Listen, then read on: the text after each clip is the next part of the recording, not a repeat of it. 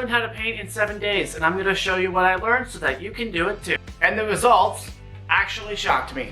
Be sure to stick around to the end because that is the most important part of the video. What, do you want to be an artist or not? You absolutely have to understand that your brain is plastic. What you do repeatedly, it gets better at, which is why practice is so important. So you have to put yourself in a scenario where you can do something repeatedly. That's why I'm going to be doing 6 paintings and then 1 final painting for a total of 7 paintings. We're going to walk through each of them, document what I learned, and we're going to see what I can come up with. Alright, so step 1, the thing that you should really take away from this painting is that do not use the same brush for everything. I thought that the guy in the tutorial was using the exact same brush and thus all the colors sort of just kind of smudged together.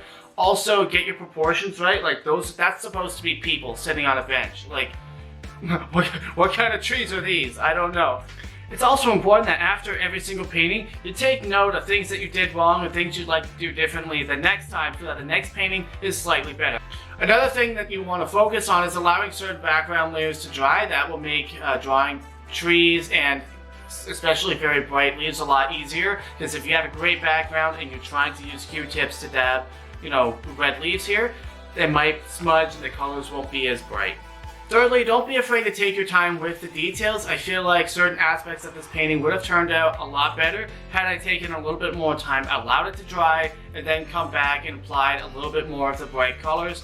Wouldn't have smudged as nice, but overall, I'm pretty proud of my 3rd attempt. The most important lesson I learned from step 4 was using very, very bright and dark colors to contrast the source of light. You can see my paintbrush only touched white and blue here, and then I used a different paintbrush, or at least I didn't touch the dark paints until I did this part. And you can see the very sharp contrast here. That's something that I utilized later in my final painting.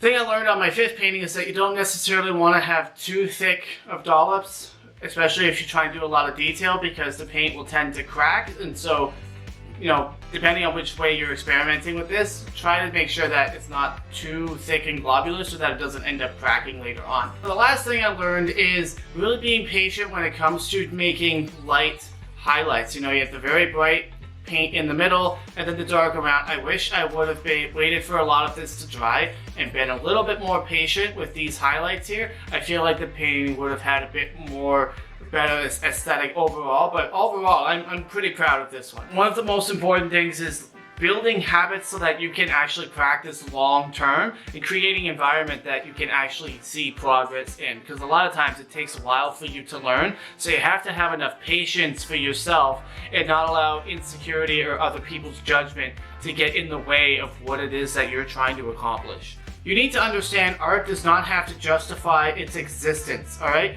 It doesn't have to be great in order for it to be valid or good.